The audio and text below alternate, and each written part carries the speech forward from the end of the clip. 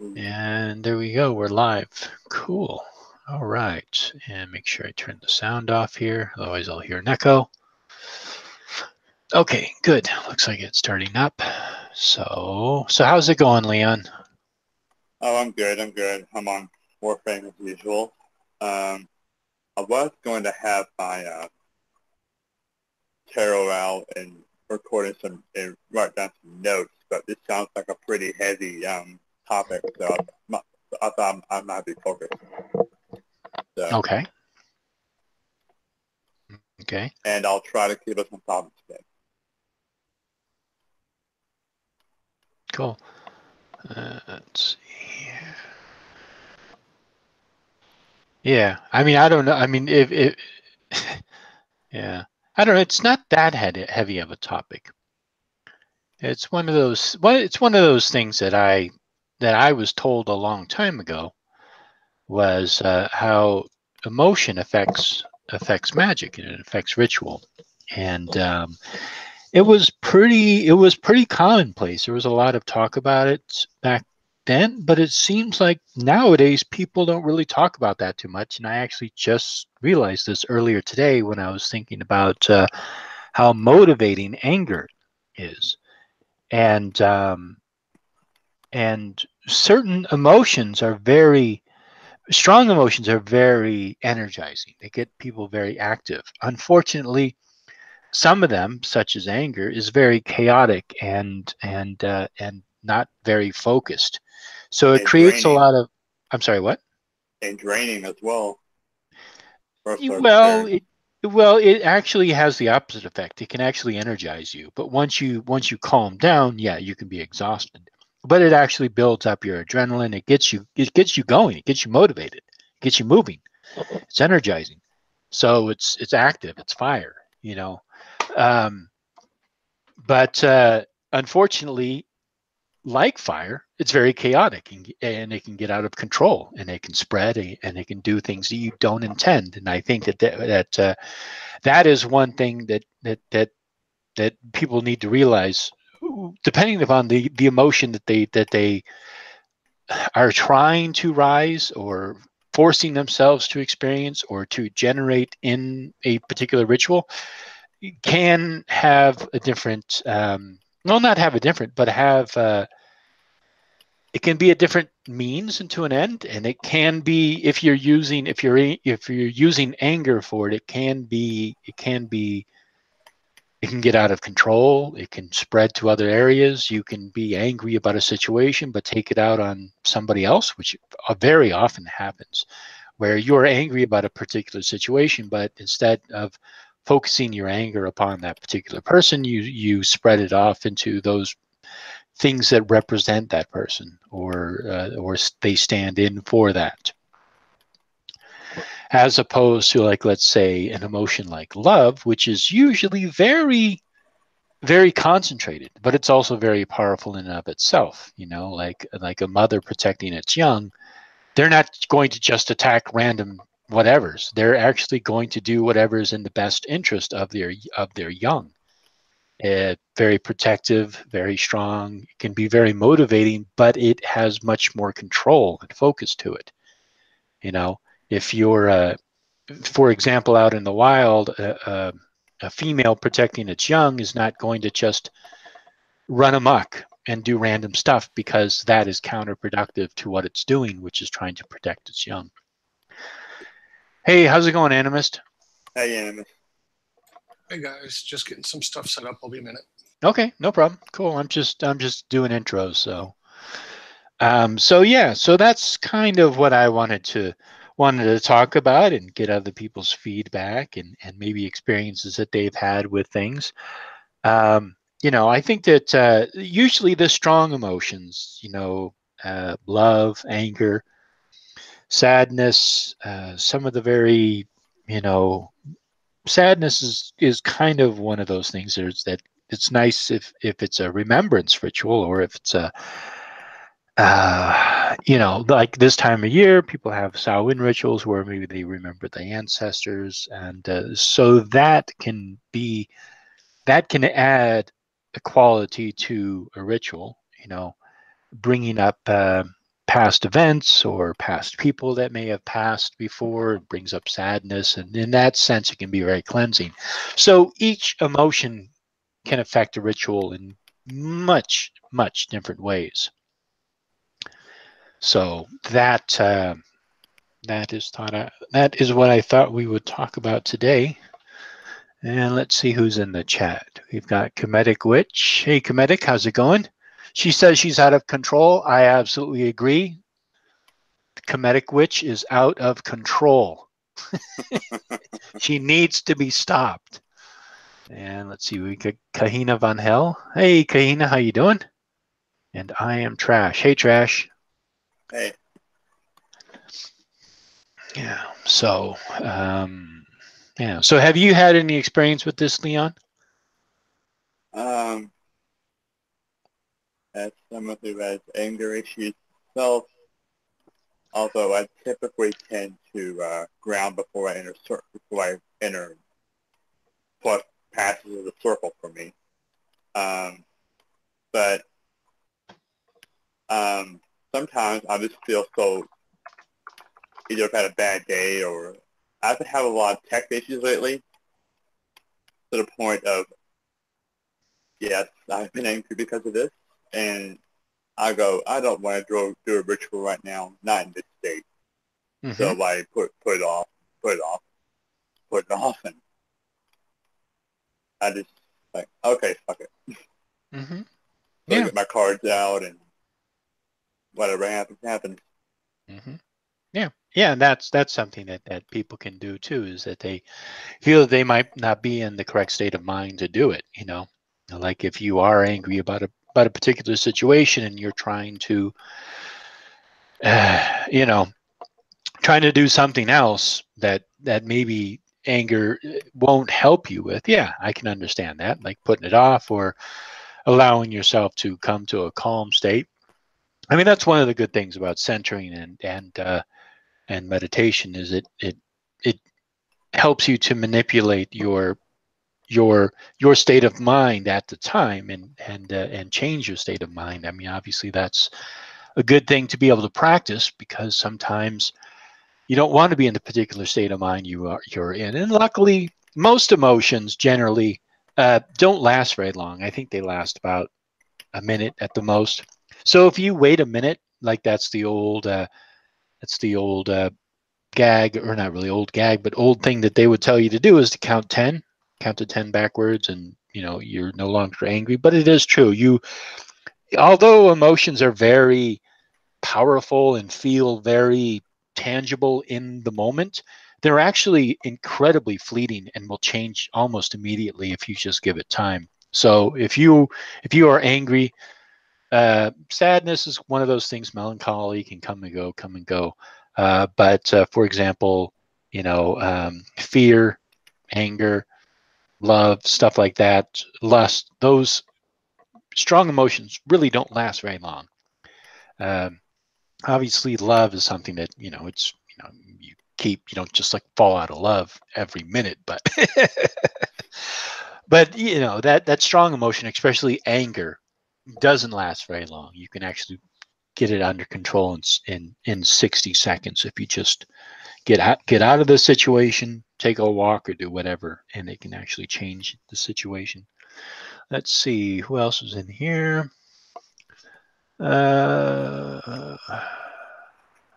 Let's see. I saw somebody. Oh yeah, Matthew. How's it going, Matthew? Matthew Runahay. Is it Runahay? Runahay. Hopefully I'm pronouncing that name correctly. Animus, you still working on your sound or your settings? He probably is. I'm sort of here. You're sort of okay. Well, I'm just kind of so like usual. I'm just holding the space until someone who's more in favor of the topic shows up. Talk about emotions, and if I want to talk about emotions and ritual, I'll put me on the con panel. I'm not really in favor of either one. Really interesting. Why is that? Well, I just actually wrote something terrible about ritual, because I'm into spontaneous work and improvisation. Right. And those are pretty cold. Those are really fairly cold-blooded, mood-free things, which is why I laugh all the time. It's not actually happiness. It's an absence of anything else. I don't know. But so this is one of those topics where I tend to throw, these are the kind of issues where I tend to throw cheap shots out. Just be a smart aleck. But how would you throw cheap shots out? I don't understand that. Well, I throw a cheap shot out about rituals. Everybody loves their rituals, but literally right before I saw the topic for the night, I was writing some cynical philosophy down for a literary character I might get in some writing, and I just wrote down, ritual is what happens when your memory exceeds your ability, because he's into a very fluid state of being as well. Well, if I may, we as humans fall into ritual, of course not wicked ritual, but ritual practices a lot. Like, for example, my D&D, we used to be toward the DM side, take a bit of a break, for it used to be Mondays. Every Monday I wake up, my talk show would be on in the morning around 10. Like, okay. I put my headphones on, prepare, listen to that about noon-ish, 12:30, it would be over. I eat. I begin prep for the game. And around 6, I leave for the game, come home, ground, and go to bed. That's my ritual for the day. Yeah, but that's like a daily. That's a daily routine. When I'm talking about ritual, I'm talking about like. Oh, I know that. Like an active, Animus dropped up. He'll probably be back. No, I was talking about like an actual, like, you're consciously like doing something for a particular reason, like, an actual like ritual, not just like a morning ritual or a morning routine. Yeah, I know. Okay. But when I attempted circle for the first time, or several times, where I eventually just screw it, I'm not capable of forming a circle, I would clean the space almost to the point of obsession. And I would lay a cloth out, lay my cards out, attempt to draw a circle, gave up because I'm apparently not capable of that, and draw my cards out, do a couple hands, couple rounds, and close up. That would be my ritual. Very, very basic. And you find with me, basic is pretty much my forte. Yeah. So Animist, in your practice, does emotion play any part to it, or not really? Oh, maybe he's having problems with his microphone. So, all right. Well, yeah, I think I understand what you're saying, Leon, about that. I mean, yeah, anything we do in a certain I mean, ritual is one of those. It's such an odd word, and yeah, I guess I should have been more clear about it. But I meant, like, if you're trying to generate emotion for a particular purpose in a ritual, like, let's say, some rituals can be very emotionally moving. If they're done correctly, they can be very moving. For example, a good Samhain ritual where people are remembering their ancestors. It can, if you do it correctly, it can really stir up emotions in people, and people, some people might start crying just out of remembering their ancestors, or feeling something inside of them, or maybe watching a hand fasting ritual can generate feelings in you, or watching a wedding. All of those things can generate emotion in you if they're done effectively. You can cause emotions in people, and I mean, it's not like you just like spontaneously cause somebody to start crying, but if the mood of the ritual is effective, and words and actions and whatnot are done effectively, it can emotionally move people. That's the kind of ritual I was talking about. But it's not also limited to just that. It could be, it could be if you're trying to do something, like if you're trying to do a curse, or if you're trying to do protective magic, or trying to draw luck or draw love, or whatever it is that you're trying to do. Oftentimes people will try to draw emotion and put that emotional element into their working, whatever that might be. And again, it can be very effective. You know, like those particular emotions, love and anger, good examples, because they're almost polar opposites on the emotional scale, and they're very strong emotions. And so yeah, you can do that for almost anything. So that's kind of like what I was talking about with emotion and ritual. It could be towards any particular thing. Does that make sense? Yeah, and I have a better example. Okay. A couple months ago, my friend Amy broke her arm, had some financial trouble, and she gave me permission to do a slight spell, or a good luck spell, essentially, or and plus mending. So I did what I described to you before, laid out my cards, and I remember holding up the Sun Major Arcana because of the percentage for healing. And I remember pouring more emotion into that single card than any other ritual I've ever performed. In fact, afterwards, after I closed up shop, I fell on my bed and I was like, I did a good thing, but I have never felt so tired. I have never felt so drained. It was, I think I went through the entire, every emotion I've ever felt into that, except for anger, into that one card. If that makes sense. Well, I mean, it makes, I mean, it makes sense to you. I mean, if you're the one who experienced that.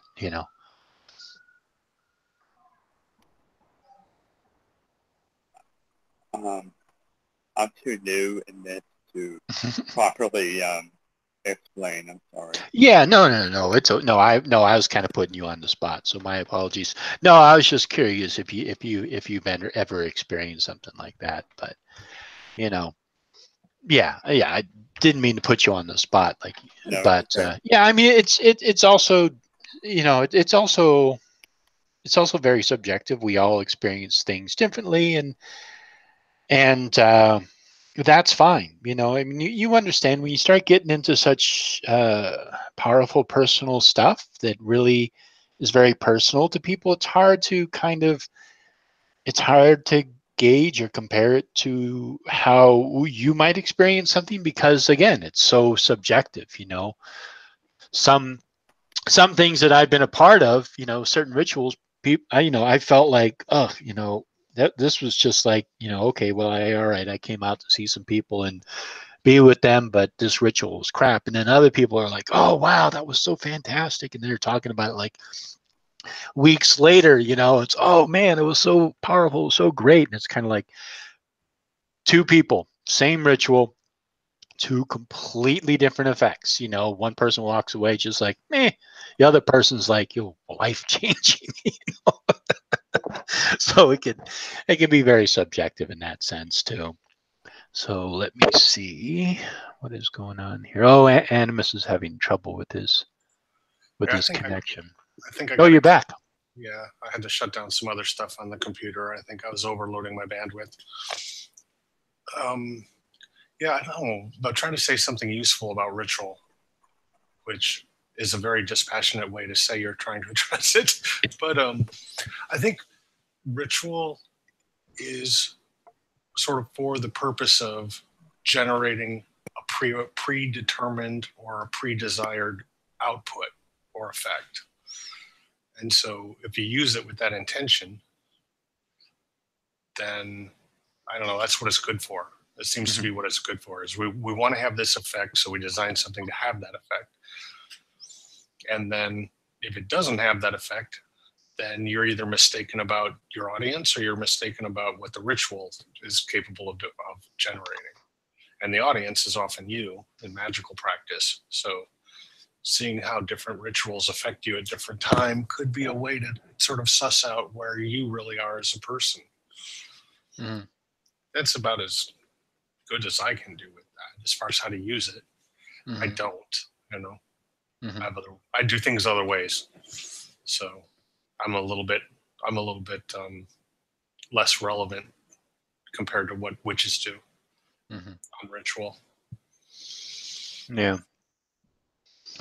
Yeah. Well, let's see. Okay, so we had a question from Zabora, or I guess it's kind of like a comment question, but she says, I read that severe emotional connections can be misunderstood to be contact with deities. I agree. What do you think? So that's a good question. I read that severe emotional connections can be misunderstood to be contact with deities.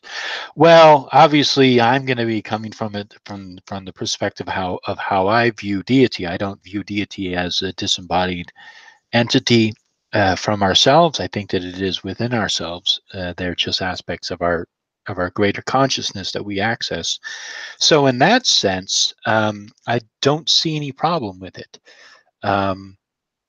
I think some of the best experiences I've had on my own have been this very emotional connection that I could feel to, that particular aspect of myself that I'm trying to access, or, what one would call a deity, because at the time, I personified them as deities.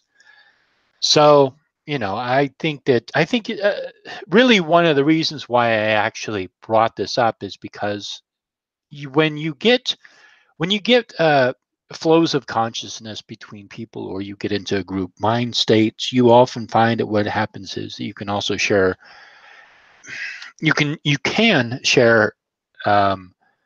the same emotional insight with other people. And especially, like, for example, in a mob rule sense, you may find yourself following along and getting angry with a group that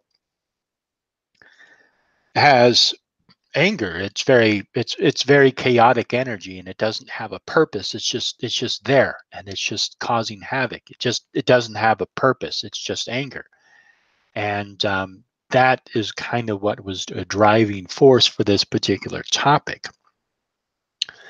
And I know that it is something that maybe people don't use that anymore in their practice. Is it they don't use emotion? I wasn't too sure. For myself, sometimes it's effective, sometimes it's not. But it's definitely something that I'm aware of does have an impact and does have an effect upon what I do. I just wasn't too sure how other people felt about that. And it sounds like, talking with Leon and Animus so far, that it's not that important in either one of your practices. There's nothing wrong with that. It's just that's how how you do things. There's nothing right or wrong about it. Let me see if I got that question right. If I could jump in there. Of course, Animus, go ahead. I was going to say that from Comedic's question about people mistaking their emotional connections for contact with deities, that's one of those things that's and you were talking about mob emotions. One of the things about that is it's easily hijacked. So that's something to really watch out for in yourself, because you'll see it in other people. Get everybody whipped up into a fervor with no purpose, no function, and then you slip in what you want them to do. And this is kind of how religions work. Is you get everybody into some kind of a hypnotic or group emotional state, and then tell them what you want them to believe.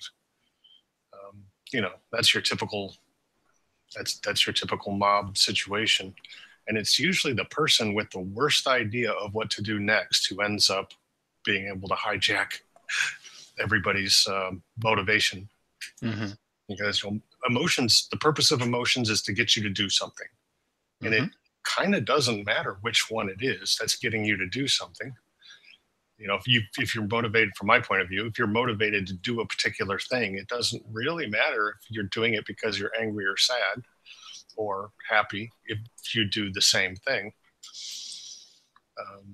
So some emotions are definitely easier to hijack than others because people are so bad at understanding them. Mm-hmm. And which emotions do you think are easier to hijack? Well, social belonging, which is it's the sense of social belonging, which is kind of a fear based thing, and anger is easy to hijack for most people because they don't know what to do with anger, so they tend to do fairly random things with it. So those are two of the top ones. Mm-hmm. But you can also hijack. I'm trying to think. Those are the two main ones. Fear and anger are easily hijacked in most people. Mm-hmm. Joy is really hard to hijack. Mm-hmm. I see what you're saying. Yeah, so it's easy to sort of, like to say, to play off other people's emotions or get them riled up about something.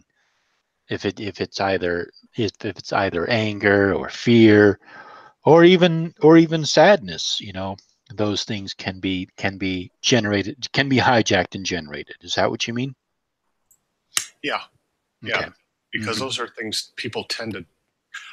People tend to repress those a lot, and when they're repressing them, they're not understanding them, and they're not deriving meaningful motivation from them. So it's easy for someone else to slip in and give them meaning. Oh, you're angry because you're feeling anger as a result of not being able to find work, or feeling like your social status isn't high enough. It's easy for someone else to come in and say it's those people's fault over there. You point your anger at them, and then you have things like racism. Yeah, exactly. So that's what I believe too. Yeah, and I agree with you. I think that there are people who do hijack and take advantage of people's emotions and use it for their own purpose. And yeah, definitely that can be something too. Going back to Zabora's question, I think maybe I misunderstood it, but also it's very difficult for me to relate to those things again, because I don't see deity as something that is disembodied from myself. I see it as an aspect of myself. So it wouldn't, I mean, if I was feeling an emotion, I wouldn't associate it with any particular deity. I would just associate it with an aspect of myself. I think that especially for men ourselves, is that I think it's a serious misnomer that men don't feel emotions. We do feel emotions. It's just that the way that we act upon them is much different. It takes much more for us to get to a point, like, for example, to cry. We will cry. If something, I'm obviously speaking for myself, but if something affects me to a certain level where I'm driven to tears, yeah, I do cry, but it takes a higher threshold for me to reach that point. Whereas other people, they may be able to reach that point a lot easier, or a lot quicker, or maybe something more has to happen. Some people have a very hard time expressing their emotions and expressing their feelings. So I just think that, especially when it comes to men, sometimes you hear this trope, like men don't feel emotions. No, that's bullshit. They do. It's just that what it is they have a different threshold of what point they will probably,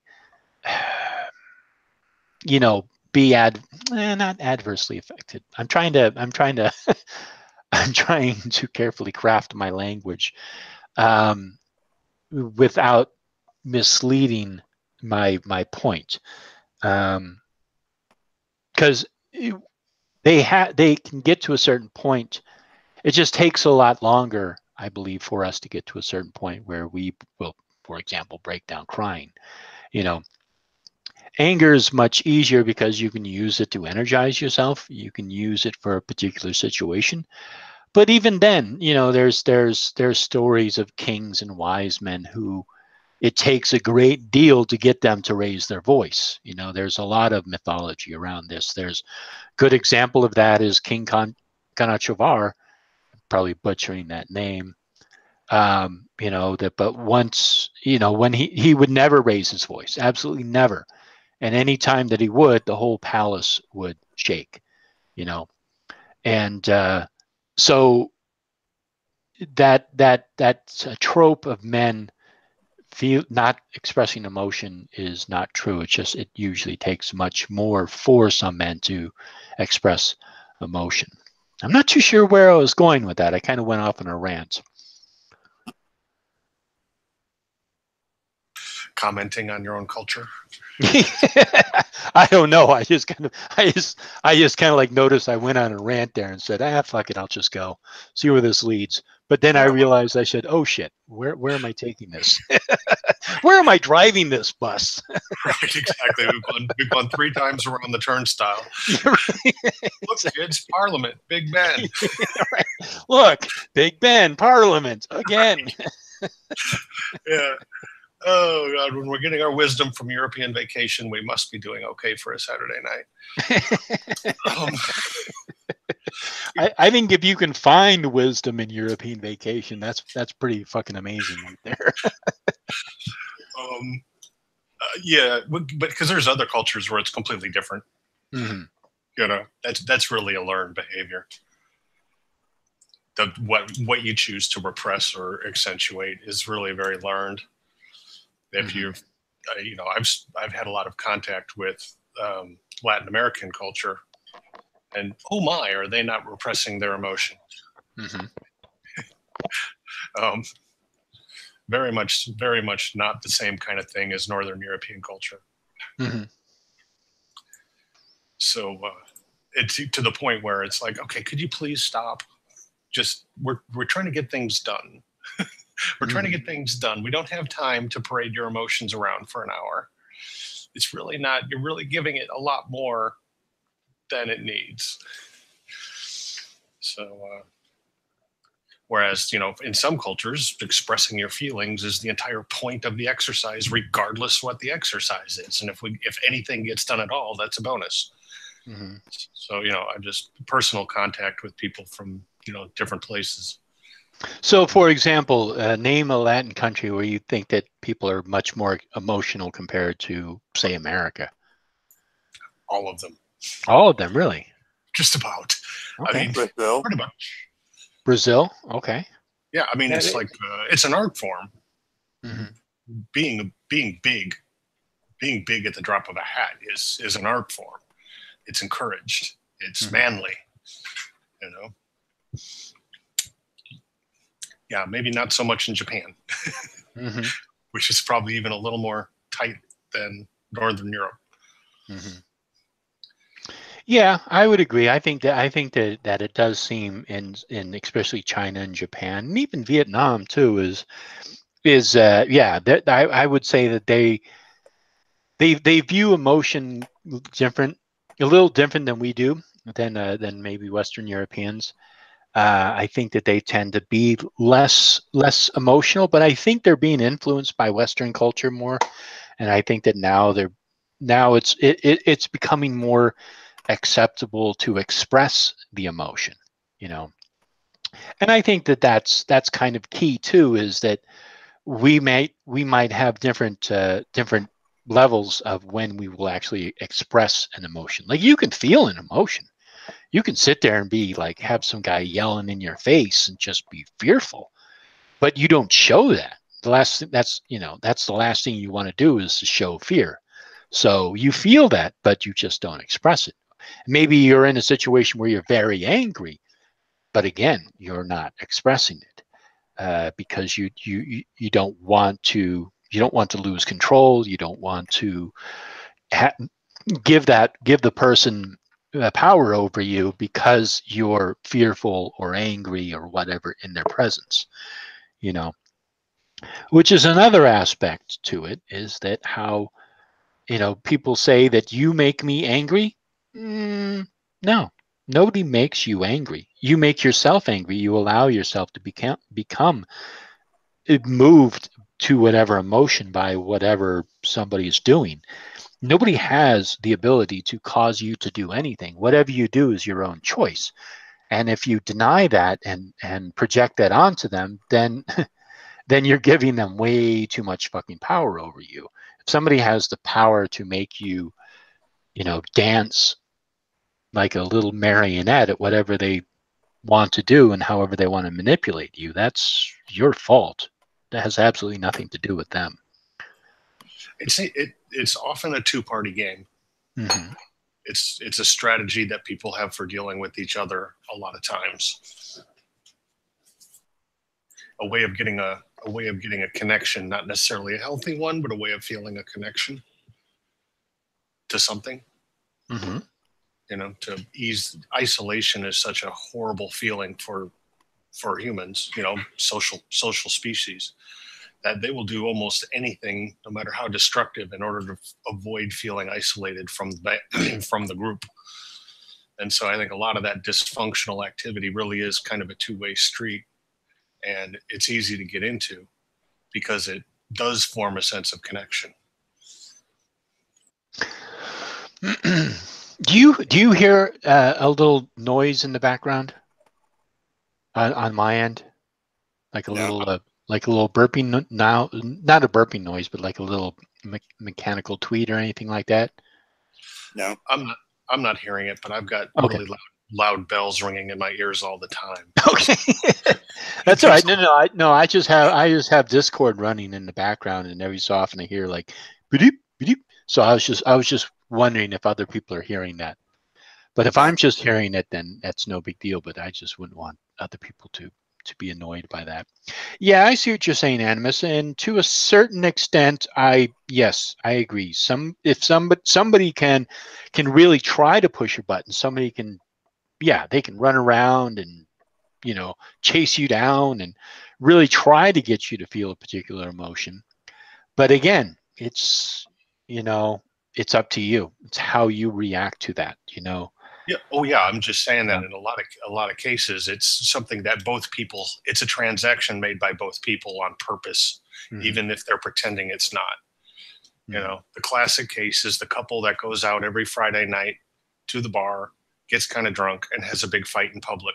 Right. Exactly. Yep. Okay, this is a function of their relationship, and it's right. But that's exactly. But that's kind of like a dynamic that they've created for themselves, because the very first time that happened, if either one of those were not looking for that in a relationship, one of them would have left that situation.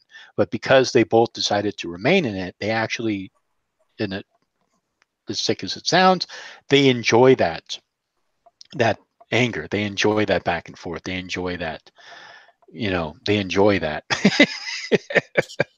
And from an outside point of view, you really find that you can't trust other people's reports of, like you say, what's causing their emotion or what emotion they're feeling, because it's often got ulterior motives. Mm-hmm. Yeah. Social linking emotions. Mm-hmm. So I treat other people's emotions with a certain amount of suspicion until I figure out how they really work. But some of that's the healer too, or the the therapist. People will come in with all kinds of feelings, and the question is, what's really going on here that's fixable? What are you holding on to on purpose, and what do you really want to be helped with? And so you get a little bit of a cold-hearted bastard attitude towards other people's feelings that way, but it's still worth keeping track of the fact that other people do these things. Mm-hmm. Yeah. I mean, it's funny. I mean, it's kind of a. Now we're talking more about emotion then, rather than emotion and ritual, which is okay. There's nothing wrong with that. But Oh, Yeah, you want to it's talk about how they work together? yeah. I mean, it was no, it was the conversation just led in that direction. There's nothing wrong with that, you know. I didn't understand the topic. No, You're no, talking. no. Yeah, So you yeah. well, No, no. It's fine. It's fine. I was just commenting on how it started and where it ends up. I mean, it's usually how it goes in our conversation, but usually at this point we'd probably be actually talking about like, like wolves and northern. You know what I mean? We'd probably we're be wandering talking back about and forth across the landscape. right, Um, or we'd be talking about the language of squirrels, or Well, they have feelings too. They there also you have go. feelings There you go. that Exactly. drive their behavior. I So just Yeah, want if to. you, if you, if you steal a squirrel's nuts, it's going to get angry. That's just the way it is. I just. I just I'm wanted to sorry, Lee, go ahead. say that I'm autistic, so emotions aren't really my strong suit. So this is a conversation. This is one of my weak points when it comes to conversation. So I just want to be upfront. But Emotions are a emotion. I'm sorry. What did you say? Okay, so you're autistic, so emotions don't affect you, or you no, don't they feel them. no, it's just I have a hard time recognizing. Oh, you have a hard time recognizing them. Yeah, or processing them. Oh, interesting. Yeah, I don't know. So you were diagnosed this way? Hmm. Okay. So what? So I mean, do you get angry about situations or emotional about things? I get emotional. It's just um, recognizing the emotions in others is a weakness. Mhm. If that makes sense. Not really. I'm trying to understand. So you, yeah. I don't quite understand. So you just don't feel emotion? No, I feel emotion. It's just Okay. that looking at someone, is this person angry with me? Is this person upset with me? I can't really detail emotion in people. Do you notice a fluctuation in their voice or in the size of their pupils, or I mean, Well, is well, there the body language that you just don't pick up on, or? that's pretty much it. Yes. Mhm. Look, I have trouble looking people in the eyes. Eye contact is a weakness of me. But you can understand when people get upset, right? Yes, but sometimes it's difficult for me to process, my brain to process Okay. other people's emotions and body language. Did you notice the fluctuation in my voice earlier? Yes, Okay. but if we're sitting face to face, then it would be difficult. Hmm. Yeah. Yeah. I mean, I honestly don't know. I don't know that much about autism. Uh, you know, but yeah, I mean, I can understand. I can understand if people maybe don't pick up on certain social cues. Because yeah, sometimes people can be like myself. I can be like really ignorant to certain subtleties in conversation, or subtleties in body language and stuff like that. And yeah, I think sometimes it can be hard to pick up on certain things. But like when people get angry, I mean, it's, first of all, you notice that their body language changes, their voice may fluctuate, their eyes probably usually get a little bigger, maybe they get a little flustered, maybe a little red or whatever. But you can pick up on those immediately. In the same way with crying, like you can notice people getting puffy eyes, or people who have been crying. So I mean, there's certain things that I can pick up on, that I can understand people expressing certain emotions. So that's interesting that you have a hard time picking up on those. So Um, it, Another thing is um, when it comes to online conversations as well. It's a mm, really I've offended more than one person online, but not, of course, you can't tell emotion through text, of course. So I know it's Yeah. off topic. So Yeah, sometimes it can be difficult, especially online, like like on Twitter or in the comment section. It can be difficult to gauge when people are being sarcastic or joking or serious, because you're just going by what they're writing. And often, sometimes people may cut corners in their writing or do something that can really change the way somebody interprets reading the comment section. It's a lot easier if you're talking to a person face to face. You can pick up on all these various other social cues. But yeah, if you're using just Twitter or a comment section, it can be difficult to understand. Like, okay, is that person being sarcastic or are they serious? It's like, are they joking or are they serious? So yeah, it can definitely be difficult in that way. I used to get that a lot, where people would think I was having all these all these feelings when I did YouTube comments, and I'm sitting there writing some comment, and it's just kind of da, da, da, da, da, da, very, very almost mechanical for me. And then I'd get these responses back. Whoa, you're so upset. Oh, why are you so angry? Oh, you must be hysterical. And I'm like, actually, I was sipping on my coffee and puffing on my on my pipe while I was doing that, kind of thinking what would be a good word choice. But I found that changing my writing style Yes. made that go away. I went to a writing style where I try never to have more than 4 lines in a paragraph. Mm-hmm. And I very clinically make sure that each paragraph is its own idea in a chain Mm-hmm. of continuous thought, and that seems to have helped. Yeah, I have to be careful with my writing style too, because I can be very sarcastic. It's even worse when you're trying to be sarcastic and people don't pick that up. Right, exactly. But I mean, my writing style can be sarcastic and condescending, and in comment sections, like if I'm responding to negative comments, it can be beneficial. But when I'm like, writing an email to, the HR director, it can be very unhelpful. So I have to be very careful about that and kind of like read it back and go, okay, that sounds very bad. I got to change that up. Right. Try to go to a more neutral tone. I know Yeah, exactly. The word, because it's really horrible when you find things funny and other people don't. Well, it causes them so much confusion that it's also just kind of like a way of expressing things.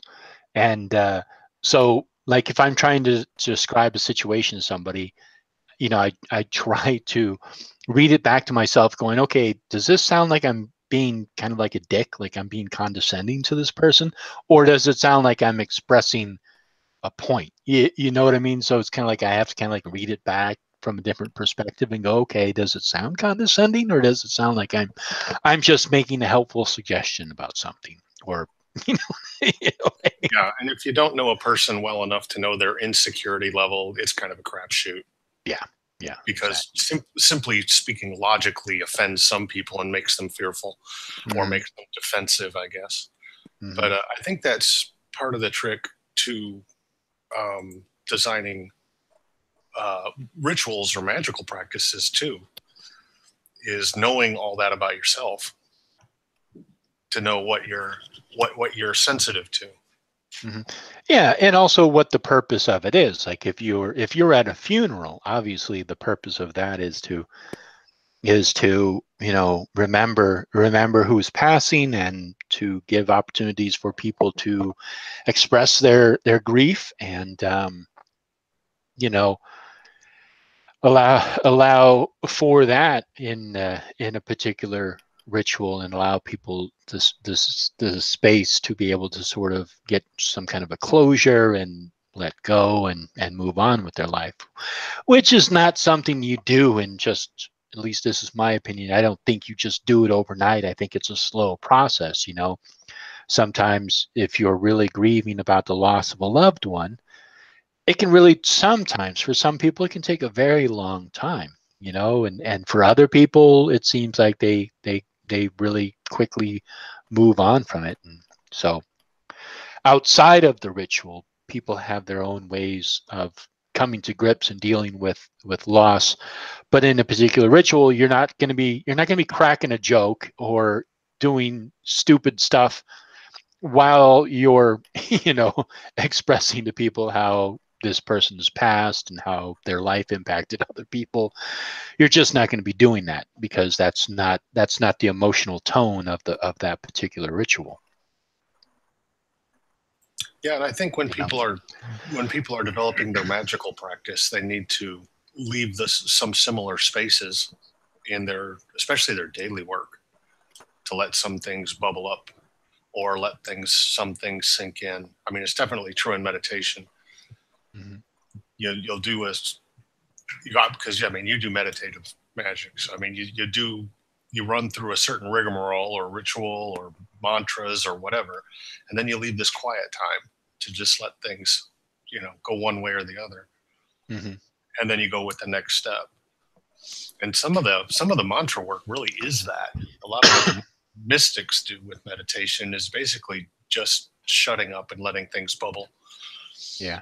And for myself, I have to focus on something. I can't just sit there and empty my mind. I've never, ever been able to do that. And I know that most people, they say, oh yeah, the hardest thing I have to do with meditating is I can't stop thinking of things. And it's kind of like, yeah, it's your brain doesn't just shut off. You don't like stop thinking, you don't stop visualizing, you don't stop talking to yourself, chatter in your head. That happens even when you're trying to sit down and meditate. What it is you just kind of like, you give yourself space to not allow those things to preoccupy you. And so generally for myself, what I have to do is I have to go through sort of a visual process, whatever that visual process might be for me in my mind. But what it allows me to do is to focus on that. A good example of that is, let's say, counting from 100 to 1 backwards, visualizing the number and just concentrating on that, because it gives you an opportunity to actually focus on something.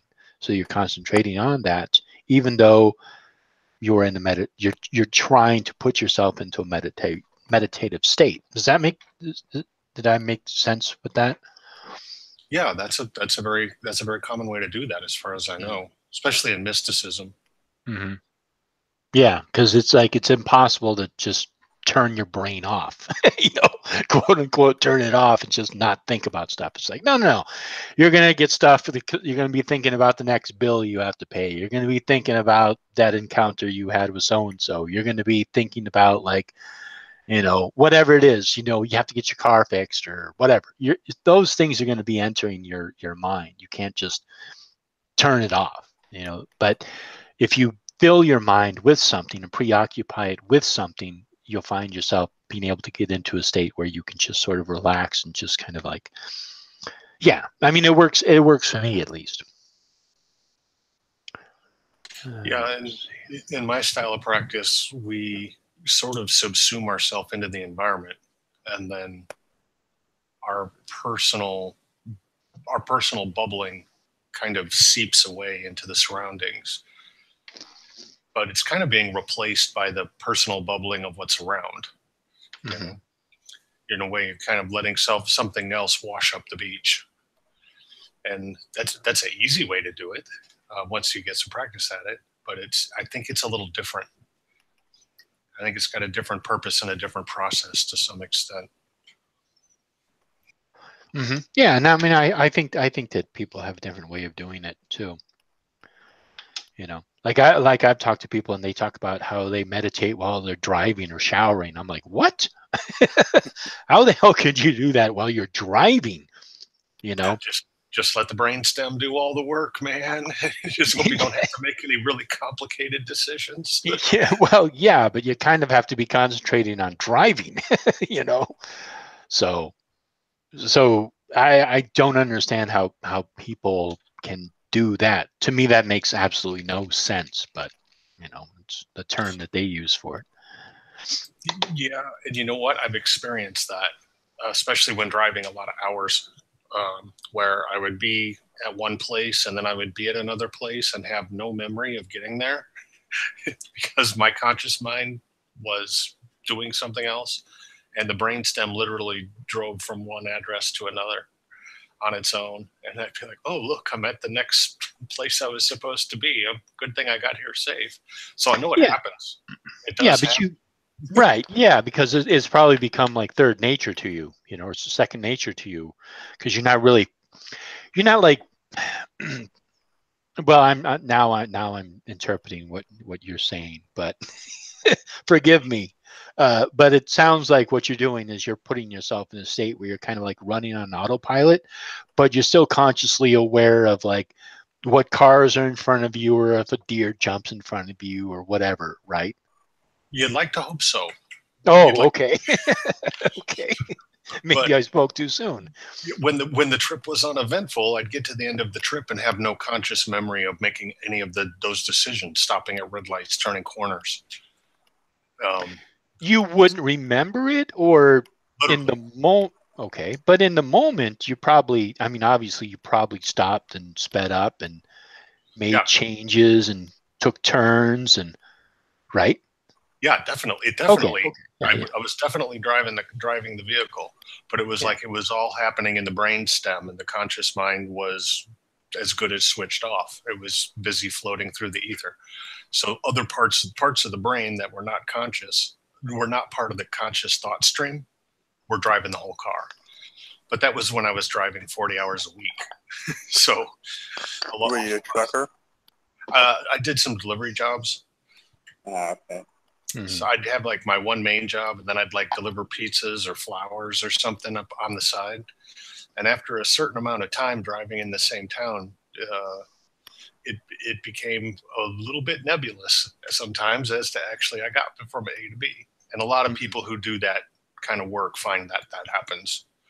Yeah, because you just end up sort of just going on autopilot. Yeah. And you get that, and people who do martial arts get that too, where they'll do a form, a kata, and it might be a minute or two, and they might find that they start and they get to the end, and it was all just like an unconscious dream all the way. Mm-hmm. It sort of is loading into your brainstem, basically. Yeah, because you're not like I guess I assume you're not like concentrating on every little movement. At some point, it's sort of like you know the routine so well, you just kind of like you go through the motions, but you're not really consciously aware of each individual movement that you're making. Yeah. Right. Okay. Yeah, that's definitely the case. They call it meta programming. Mm-hmm. And it's like the brain cells responsible for that can take care of that just fine and sort of leave you free to consider other things. Mm-hmm. And yeah, because I never really got too far into martial arts, but I did go through. You know, I took karate, and I also took kendo, and I also took kung fu. And each one was a little different, but each one we had katas. We had movements that we do, and you do it as a class. And when you're first doing it, it's like you're very aware of where you're moving your foot and how you're doing this, and all of these things you become very aware of. And then over time, as you get more comfortable with it, you find that you're going through the motions, and then maybe you're learning something new, and then you're consciously aware of that.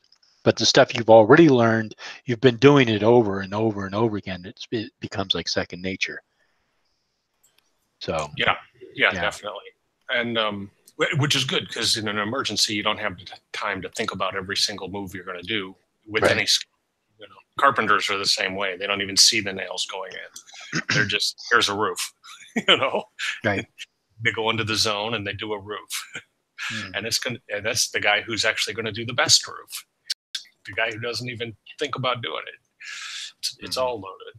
But this is why I recommend people have daily, or see, I've got a different opinion than a lot of people on like ritual training, or like daily meditations, or daily circle callings, or something like that. Is that I think it's a good idea to do it every day to form a baseline of developing your ability to concentrate focus your will Mm-hmm. and do it. And I think it would be better to do it even when you weren't in the mood, when you weren't feeling up to it, because the worst thing you're going to do is do it badly. Mm-hmm. Whereas if you don't do it at all, you're going to have a will that can be interrupted by circumstances at any time. And then your magic is going to be erratic or ineffective, because you're going to need it the most when you're in the worst position to use it. Does that make sense? Mm-hmm. Yeah. I mean, it makes sense. It's just you. Yeah. Sorry, I'd gotten distracted by something. But So yeah, in a way, I think it's more important to do for people to do their maintenance rituals. It's even more important to do when they don't feel up to it, because when you really need your magic to save your butt, it's not going to be when you feel great about the world. It's going to be when stuff is going wrong or you have difficult things to face. So, my opinion, having done a few traditions of things, and your mileage may vary subject to your personality type or become comfortable with them and get used to them.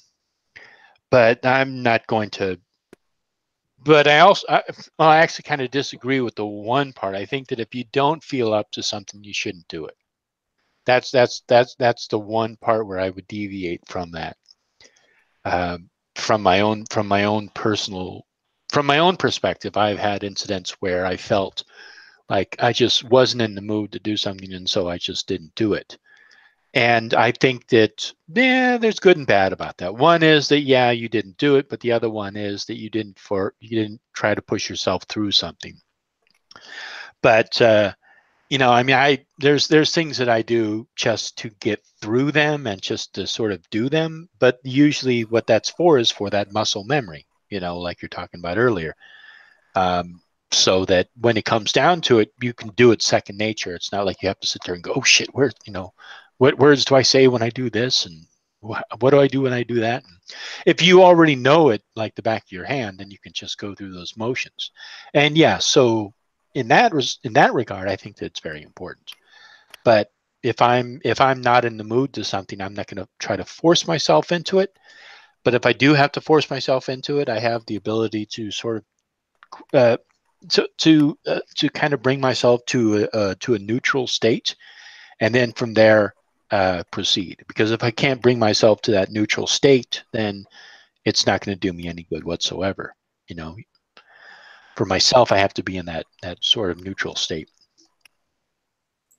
Yeah, and I think you can afford to slack more when you've been doing it for longer regularly, which makes some of what we're saying a little unfair.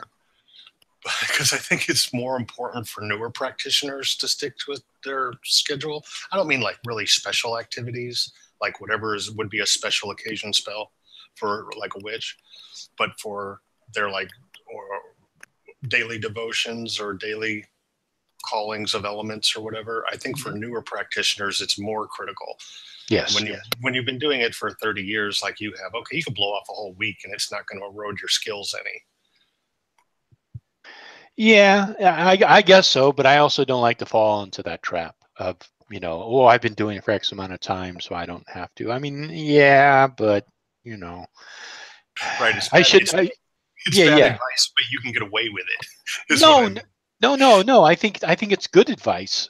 Period. No matter what. I mean, like, it's kind of like it's sort of like going back to the same thing. It's for example, that analogy we use as a kata. Okay, so you go into a dojo, and the instructor is sitting there, and he teaches you. He says, okay, do A, B, C, D, and do those. And you go, okay, all right, A, B, C, and D. But you find if you go to the black belt, what they're doing A, B, C, D, and then they're doing other things on top of that. So you understand that the very first thing you do when you walk through that door is the same thing that the person who's been teaching a class for 30 years is doing. It's the same thing. So for myself or anyone else who's been around for a while, I think it's not good to fall into this assumption that, oh, well, I don't have to do those basics anymore because I'm not starting out. It's like, no, you still have to do the basics, but maybe now you're doing the basics, but you have another element that you throw into it. So you're still doing the same thing. You're still going through the same motions that somebody just starting out is doing. You know what I mean? Yeah, no, and I agree with maintaining basic skill competence. I was just saying that after 30 years, if you decide to blow it off one day, it's not going to affect your trajectory as much. I see what you're saying. Yeah, it's pretty well ingrained. If you completely stop practicing your basics, they'll go away after a while. Yeah, they will erode after a while. Mm-hmm. Which is why I still sometimes sit and do the drumming or the equivalent. Can't actually hit drums anymore because both of my wrists have been broken at least once, but I can do lighter things, tapping, and I still got to do that periodically, just for no purpose other than to practice going into that state, that basic rhythmic state of mind. Before, because you can lose it if you ignore it long enough. Yeah. So I mean, it's important still to do the good old basics. So it's my excuse to continue to talk to squirrels. Exactly. Even if any excuse to talk to squirrels, right? Even if they don't have anything new to say today, I'm still going to say good morning. Still going to see if we can figure out if they need some peanuts. You're still offering that olive branch to the squirrels. I spent several years in a place that was just overrun with the things, so they were a huge part of nature. And other nature practitioners said the same thing. It's like, yeah, we live in Squirrel City here. There's more squirrels than people. It was a heavily forested university town with lots of people giving handouts to the wildlife. Yeah. So yeah, there were a lot of squirrels. That reminds me of this joke. I went with my girlfriend. This was years ago. We went down to Pacific Grove, beautiful area down there, and we drove down there, and it was really nice. And we're feeling like, oh, how exciting it is to be here. It's such a beautiful day and all this stuff. And oh, look, a squirrel. And she goes up to the squirrel, and she's got these bright red fingernails. And she doesn't have anything in her hands. And she's just like, like you would do with a cat or a dog. Like, come here, come here. And so the squirrel went up and bit her on the nail. Thought she was handing out some berries. Right, exactly. And then the squirrel realizes, oh shit, and runs off, right? And so she's like, she's bleeding. She's like, oh my God, I got bit by a squirrel. And I mean, I was like, oh shit, okay, go and see a doctor or whatever. I mean, we actually tried to find a doctor because she was concerned about rabies, but it was no big deal. Yeah, but anyhow, Northern California, you also got to worry about the plague. Right, exactly. But I didn't say it at the time. But later on, I was like, well, what did you think you were doing? You didn't have any food in your hand, and he probably thought your nails you were giving giving them food. And she's like, oh yeah, I was so dumb. Of course. See, we've circled back around to interpreting social cues. The squirrel had one system of interpretation. She had another. You got to think: are squirrels used to being petted? Okay, then the motion you'd use to cause your dog to come in to get petted, it's probably not got the same meaning to the squirrel. Right. You can't just go up to a wild squirrel and act like it's a pet. It's not gonna happen. Regardless of how many Disney movies you've seen, squirrels are not like in the wild. Squirrels are not like something you can just go up and start petting. Yeah, they're like most rodents. They're basically handout driven. If you're not offering food, you're really not offering anything. Yeah, right. Exactly. It's kind of like, move along, human. I want somebody who's going to give me a peanut, But that was funny. So, yeah. Let's see what else is going on in the chat here. People are just talking back and forth. Shane says the best advice you can give a dude with depression is to start with push-ups. Absolutely, I agree with that. Just kind of being active is very good for depression, and exercising. Swimming is awesome. Oh man, I love swimming. because it works every muscle in your body, and just the thermal exchange with the water pumps up your metabolism to try to compensate for the heat loss. Mm-hmm. Yeah, swimming is amazing. Yeah. It's my favorite. I don't get to do it enough. Yeah, I was very fortunate. I grew up in Southern California, and we lived. What was it like? We lived like 5 blocks away from the beach. I mean, it was like, oh, it was fucking fantastic. So I could go down to the beach. And do you know what body surfing is?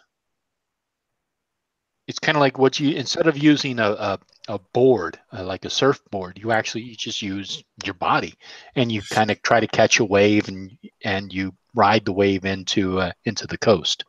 Yeah, I used to do that in the Gulf of Mexico. Okay. And, Okay. oh man, that's like flying. If you Yeah. catch a good wave and get up in the curl, and then if you got that flying sensation right before it slams you head first into the beach. Yeah, and then you swallow like a cup of crappy salt water. But yeah. And if it's the Gulf of Mexico, then you get to try to deal with the undertow, Mm-hmm. because it has a heck of an undertow in the Gulf, and to try to suck you out to sea. So then you get to practice your survival skills. And then you get to practice your hiking skills to get the half-mile back up the beach to where you started.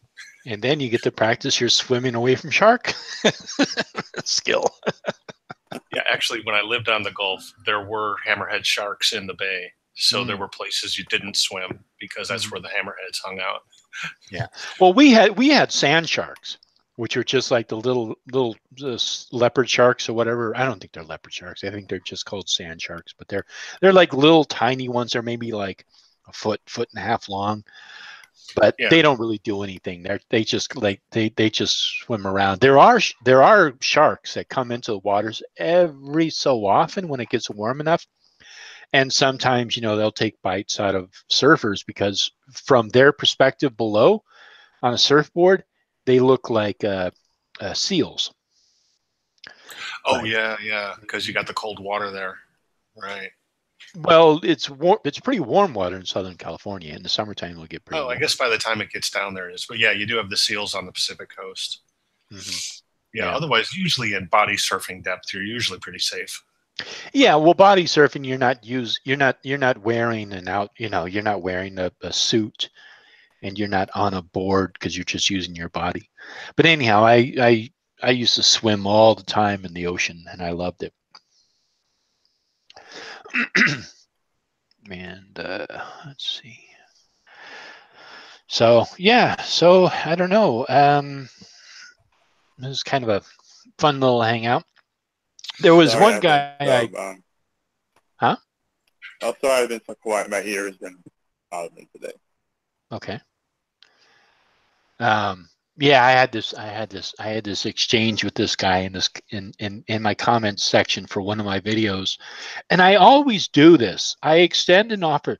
I get into these fights with these people. Well, not really fights. We get into these exchanges with people where they say, "Oh, you don't know what you're talking about." Then I'll be like, "Yes, I do know what I'm talking about. I pointed it out in that video." "Oh, you're just angry at God or whatever." I'm like, "No, I'm not angry with God. But if you want to come on, you're welcome to join me. We could talk about it." I've given this offer out, I don't know, like a half a dozen times, and nobody ever takes me up on it. It's really funny. And it's like any time if I want to end the conversation, I'll just say, "Well, the offer is open. You just let me know and I'll set it up." After then, I never hear from them again. Yeah, Bill Sobelin. Yeah, it was about Bill. Yeah, it was about one of his videos, but it wasn't him. It was one of, it was some person who was commenting on how whatever I was talking about, I was absolutely wrong, and I was just angry with God. It's really hard to be angry at something you don't think exists. Right. I mean, even if there was a God, I'm not angry with him. I'm angry with the people who follow him. You know what I mean? It's like, I don't care about Christ. I do care about Christians, but I don't care about people who, I don't care about the deity itself. whatever somebody believes that is. It's just funny. Yeah, I suspect they run through whatever vocabulary of conversation they have pretty quickly. Mm-hmm. Yeah, I think a lot of your like YouTube comment trolls are really only good for about 2 or 3 rounds anyway, and then they've used up all their parroted responses. Yeah, and I think this, like, I got the impression from this particular person who I was having a back and forth with, like they expected me to block them at some point. Like I'd just be like going back and forth, and then they kind of like they insult me, and then I don't react to the insult, and instead I just go back to the argument. And so then they kind of get into the argument, and then they fall back on because I'll give them a counter, and they're like they don't have any recourse, so they'll either change the topic or they'll insult me again, and I ignore that again. And just say, well, if you want to chat about it, we can do that. We can set it up. And then I never hear from them. So, yeah, this is a much scarier environment for somebody to be a jerk in. Yeah, well, it's also more difficult to be a jerk when you're in Hangout. Oh yeah, in person when you got a connective sense of connection. Yep. Yeah, like some of the comments I've read, it's like there's no way in hell you would talk to somebody like that in real life. Not twice. Right, exactly. Not, yeah, after you woke up in the hospital, maybe I shouldn't have said that. Exactly.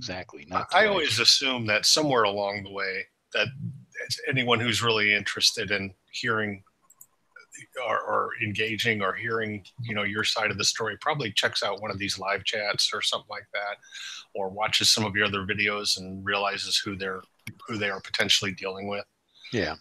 And who the other people around the channel are. And I imagine that doesn't look like a good set of targets. Yeah. Usually when we get someone coming in to the type chat who's being obnoxious or inflammatory, it's their first time there. Mm-hmm. And if they come back, they're always much more reasonable, or at least more amusing. Yeah. It's funny. It's funny. I was talking with another person under Bill Schnoblin.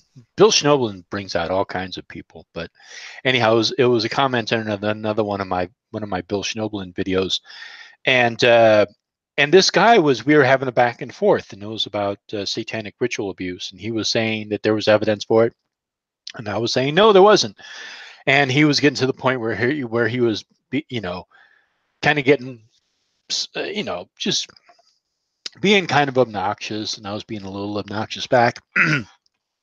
And so I said, hey, if you want to come onto my channel again and talk about it, we can do that. And he says, yeah, sure, we'll do that. So we ended up becoming Facebook friends, right? So he sent me a message. He's like, hey, I'm sorry, I kind of exploded on you or whatever. He had other stuff going on in his life at the time. So we remained friends on Facebook. But it was really funny. It was like, because it went from a relationship in a comment section where we were two strangers kind of like exchanging like, oh yeah, well fuck you, oh yeah, well fuck you, oh yeah, well fuck you, going back to like being Facebook friends where it's like, oh shit, it's like, oh okay, so now I have to like humanize this person, and you know what I mean. And so it was completely, it's completely different. So now it's like you have different relationships depending upon which social arena you're in, I guess, is the best way to describe it. Well, and as you're having common experiences, from the same platform, that humanizes you a lot too to them, because now you're going to see some of the same recommended videos and stuff like that. I assume, me and social media. I think that happens out there. Well, you're not on Facebook, are you, Animist? Well, I have a Facebook page because I don't know how to delete it. Okay. But I don't ever go there. Okay, so you're not really active on it. No, not at all. Okay. I click on it by accident once every couple of years and go, oh my God, I'm on Facebook. What do I do? How do I get off this? Close the window. I know how to. Yeah. What are you saying, Leon? I know how to delete it. It's a bit of a hassle, but I just recently deleted my Facebook page because my whole mom's side of the family's on there, and I'd rather deal with the constant scrutiny. Yeah. So. Yeah. So I mean, yeah, but it is just funny. It's kind of like, you have different levels of interactions with people, and for the most part, people keep it very, you're just words. You're just little pixels on a screen to them in the comment section until it reaches another level where you actually find out, a little more about somebody. Then the whole dynamic changes. It's just funny. It's just a funny little observation that I've made.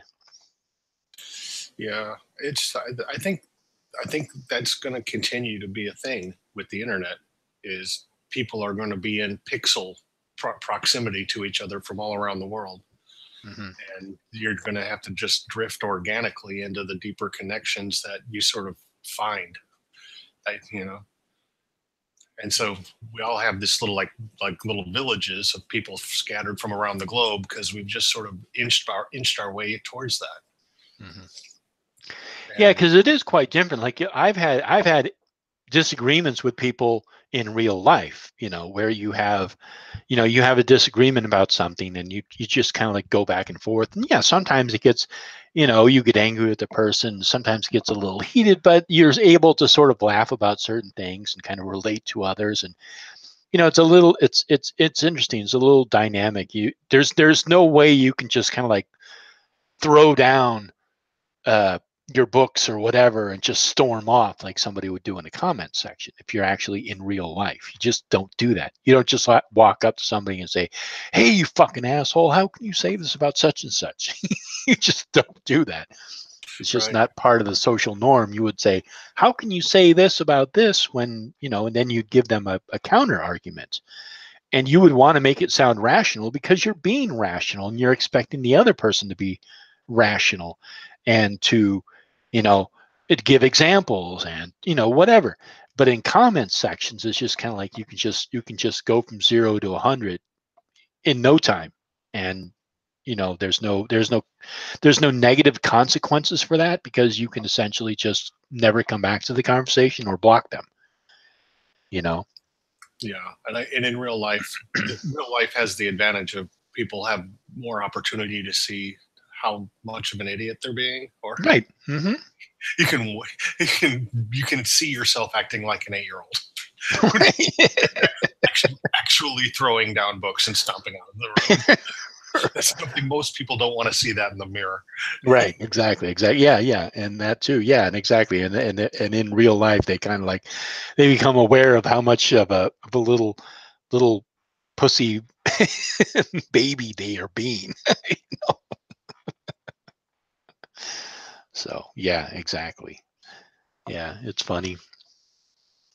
But yeah, I just noticed that in comment sections, and I like to play with people because sometimes I'll kind of like overreact the very first time I engage with them, and then like the second time they'll kind of they'll counter it. They'll kind of like then they'll be reactionary, and then after that I could be more level headed and just ignore their insults, and then kind of like just play with them that way so that they're still kind of like in that mode of like, oh, I'm gonna insult this guy, and I fall back into the mode of like, oh, okay, well, let's go back to the rational argument and just stick to the facts here and ignore all the insults. And so it can be disarming for people in comment sections. They're like, wait a second, I thought this guy was a rational idiot who flies off the handle, and now I find out he's actually quite rational and has a good point.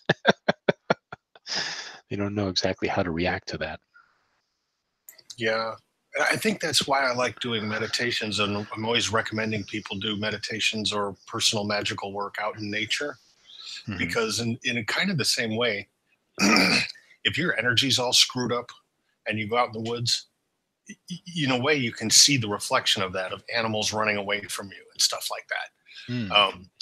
And you can tell that you're not perceiving with the same clarity that you would like to perceive with, because you're letting your own angst get in your way. And so it gives you a mirror in a way. Whereas if you go out and you're very serene and confident and relaxed, you disturb the woods less and you perceive a lot more from it, and you get a lot more, oh, look at that cool flower bed or something. and you can see yourself having a different experience than if you were just sitting in the room by yourself. So I think, weather permitting, I always encourage people to actually go out into that mirror of nature, because I think in a way that same principle works on us in our personal practices when we can see what we're getting from the interaction. So I don't know, my 2 bits, another walk in the woods recommendation. Mm-hmm. Yeah, no, I think getting out into getting out into the real world, the natural world is definitely. I love it. I love it. Whenever I have the opportunity to do that, I love that because the city is very. It's a self-created reality. It's not the natural world. It's a reality that we've created for ourselves, and sometimes we can get very locked into that reality, and everything is very gray and cold and concrete, and that's not the real world. The real world is outside of that, and that's one of the unfortunate things about growing up in cities and living in cities all my life, because I don't have that opportunity. It takes to get away from the city. It takes some planning on my part. Oh yeah, definitely. Yeah. But As then, opposed to like going out and just taking a walk. yeah, and within the city, or within civilization, I think maybe you could get a lot of the same effect from volunteerism and social work, where you can see how you're affecting other people's lives. So I suppose that's, like if you were volunteering at the shelter or at some charity or some social events, you know what I mean? If you were volunteering to do some of that kind of work with other humans, Mm-hmm. you could see when you were effectively helping other people. Volunteer at a hospital or something like that. I think that can stand in for some of that, because groups of people are pretty chaotic and responsive too. And that would be another way that you could see how well you were interacting with your environment, I would think. I mean, it's different, but it's still, you're kind of holding a mirror up to yourself. Mm-hmm. Yeah, okay. Yeah, I see what you're saying with that. I imagine it would have its own aggravations. Every time I've worked with groups of people, it's like, okay, I get to see how well I'm helping other folks or dealing with other folks. But on the other hand, you're also having to deal with other folks.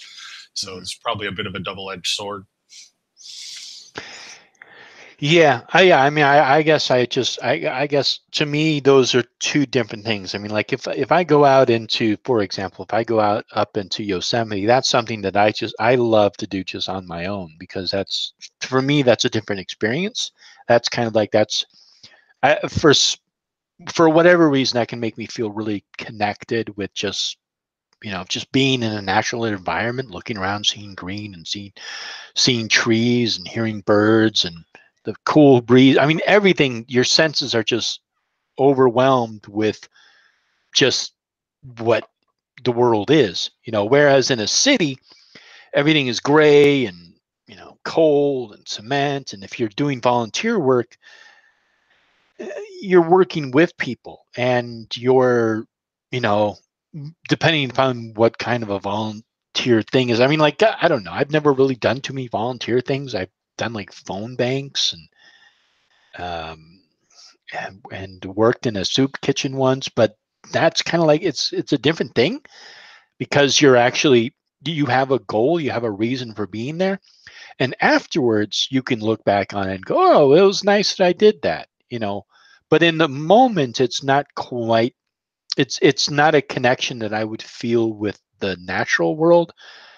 Um, and I don't even really feel like it connects me to humans. I mean, I'm kind of pooping on volunteering, but for me, No, it just wasn't that way. yeah. Okay. Well, I wanted to throw that out there in case that was something that picked up, because obviously I mostly go out into little woods, you know, which is really easy to find things outside yourself that, like you said, are a very refreshing difference. and recharging difference. I can't do big cities really at all. So Yeah. I was kind of guessing. Yeah. Well, I think that I don't think big cities would really work too well for you for too long. I think you'd go nuts. Yeah. Oh man. I went to downtown Chicago a few years ago. And I was going on purpose for a thing that was fun, but just being in that environment, it was like there's nothing but concrete, electric wires, and monkey brains. That's it. Exactly. That's all just monkey brains and concrete and electric wires. And I literally would get disoriented. If I turned a corner, I was lost because I had no other life forms to navigate off, just an endless stream of Chicagoans.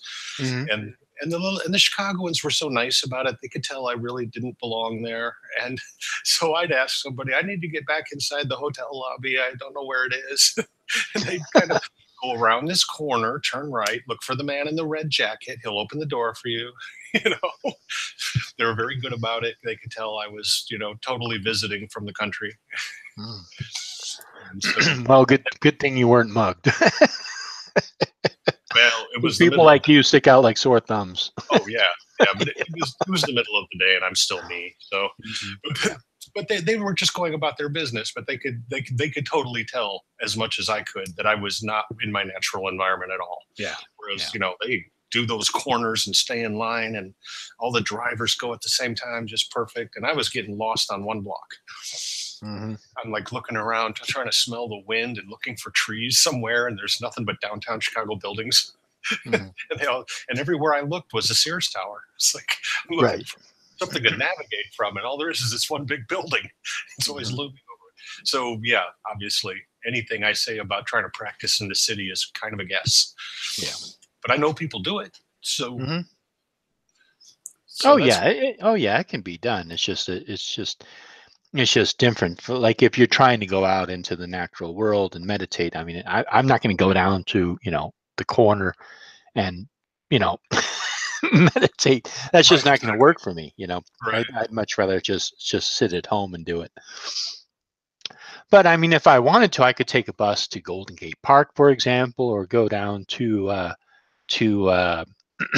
Ocean Beach, which is not that far. It's a bus ride away, less than, maybe half an hour, and I could, so that's nice. And Ocean Beach is really nice. The water is fucking cold. You can't go swimming in it, but it's still beautiful. It's still really nice. And I've had rituals down at Ocean Beach, and there's a group that does the what are they called? It's a Starhawks group. Reclaiming does Ocean Beach rituals every so often. I think they do one for the summer solstice. That seems like a good time to do that there. Yeah, I'm thinking it's the summer solstice and maybe one other one, because they have public rituals that you can go to if you want, and I'm sure if you got to know them, you could probably participate. But for the most part, people just kind of observe it, and watch it. But Ocean Beach is ride along. What? Kind of ride along with the ritual. Yeah, well, I mean, you can participate in it. Like, for example, the spiral dance you're participating in it. But then they also have people who like to set up the various altars to the ancestors and all the various altars that they put up. Those people, they come in before, and they're like kind of like more of an inner circle group of reclaiming, but it's still open to the public. But you're not going to go in and build an altar. You're just going to kind of be a part of that of the spiral dance. And if you want, you can submit a name of a parent or a friend or loved one who had passed before, and they'll read it off during the remembrance part of the ritual, which is kind of nice. Yeah, that's cool. I guess with a metropolitan area like that, you've got a good chance of drawing in a number of practitioners from a reasonable travel distance. Because one of the complaints that people get when they're out in the country is they're looking for some kind of social gatherings like that, and they can only find one other practitioner within 50 miles or whatever. So there's kind of a flip side either way. Hmm. Yeah, no, I've encountered all kinds. I was in a group, and there was a guy who was a Rosicrucian from where's he from? He was from some local city around. There's a there's a Rosicrucian temple somewhere around in the Bay Area. I don't know exactly where, but he was from that, and so he went to that, and we were chatting during the ritual, and so there are various people who come from various backgrounds who go to those spiral dances. So yeah, you can encounter all kinds of people from, you know, all various walks of life who would go to a spiral dance. You're not going to find Christians, but Yeah, right. But when you got a large population, your one little percentage point is still a lot of people. yeah, Where exactly. I am now, I don't know about meeting other nature-based practitioners. Hmm. I'm in the heart of South Carolina. Yeah, yeah. I think you would have to do some serious looking. Yeah. Well, hopefully the weather will cool off and I can at least get out of the house. Hmm. During the Yeah. daytime now, it's still almost 90 degrees every day here. Yeah, that's too hot. Yeah. Southbound, Yes. Animus, I'm gonna cut it. Hopefully next week I'll feel better. Okay. Headache and I think my sinuses are flaring up again. All right. Okay. Well, take care of yourself, man. I hope you feel well All right. soon. Thanks. I'll talk to y'all later. Later. So Yeah, it's interesting. But at least, of course, in the future, as travel gets easier to do, it'll be easier or quicker and more efficient. You know, people will be able to have access to different environments. mhm. So now, do you have a vehicle? No, I can't drive right now. I may be able to get recertified to drive depending on what happens next. I got to see some doctors. Oh, okay. I wasn't driving for a while because my neurology was not behaving well. It's having epilepsy problems. So that's one of those things that some cultures say comes with the package. Right. But so I may be able to be safe to drive again now. We'll see what happens. Hmm.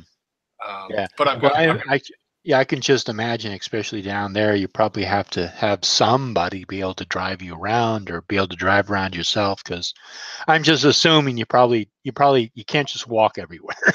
That's what I'm thinking. right. No, it is, and I'm not in the middle of town either. We're out on the edge. But I've got a few relatives here, so Oh, that's good.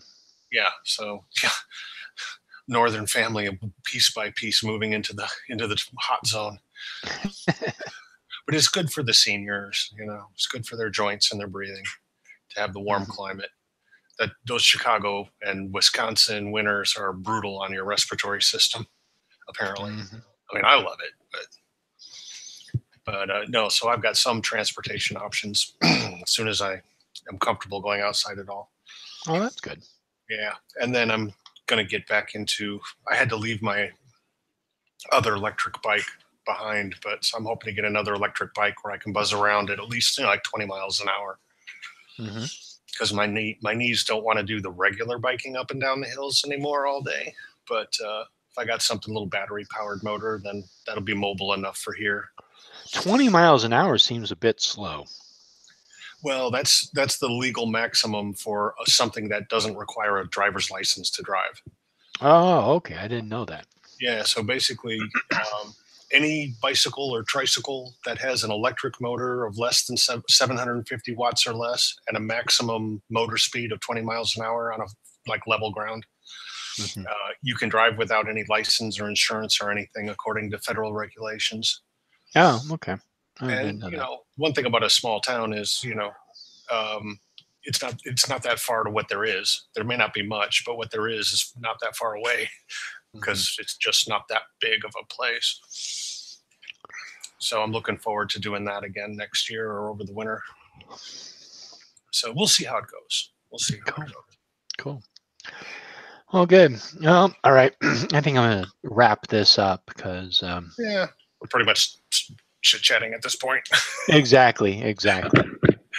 So I thought it was a good topic. I mean, we explored it a little bit. Maybe there's no definite answers.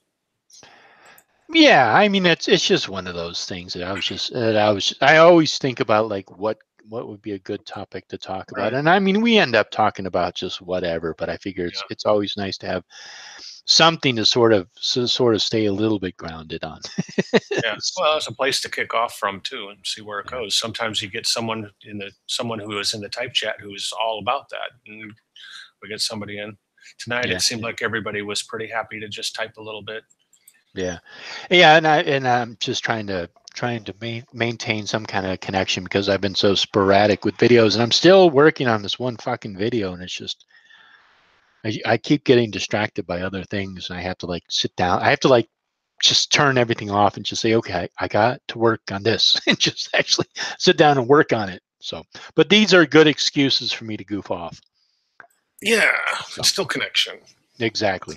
I've got the same thing going with some writing that I need to get some need to start getting my novels out there and see if I can do the novelist thing. Definitely. And they're like 90% done and polished, and just have to kind of finish them off and figure out how to get them onto the electronic publishing world. Oh, so good. that's going to be one of the things I do while I'm down here, is see how that goes, see if people like to read what I write. Nice. Well, maybe we can figure out some way to, if you want to share something on here, maybe we can set up some way to do that. Or we'll see what. Yeah, when the time comes, I got to figure out, Amazon or how to publish to that. Mm-hmm. So it'll give me something new to learn. See if this old dog can learn one more new trick. Yes. But meanwhile, yeah, it's fun. It's nice for me too to be connected to you guys on these talks, because otherwise I'm in a new place with no other local connections except family. Yeah. So I appreciate it. Yeah, definitely. It's always nice. Yeah, I'm going to try to do it on a regular basis, the Wednesday and the Saturday. So. Okay, I'll keep looking for it.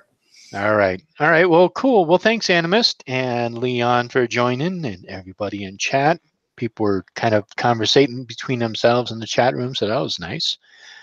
So, all righty, Animist, take care of yourself and have a good night. Everybody else, good night.